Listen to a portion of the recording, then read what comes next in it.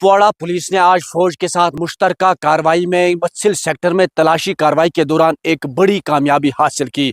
तलाशी कार्रवाई के दौरान एक मिलिटेंटों की एक कमीन गाह तबाह की गई और कमीन गाह से भारी मिकदार में असला बारूद बरामद किया गया।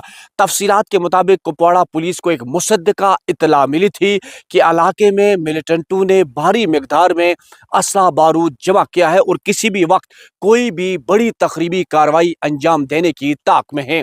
ताहम कुपवाड़ा पुलिस ने फौज और एसओजी कुपवाड़ा के मुश्तरका कार्रवाई के दौरान तलाशी अभियान चलाया और तलाशी के दौरान मिलिटेंटों की कमीन का तबाह की गई और भारी मिकदार में असला बारूद बरामद किया गया।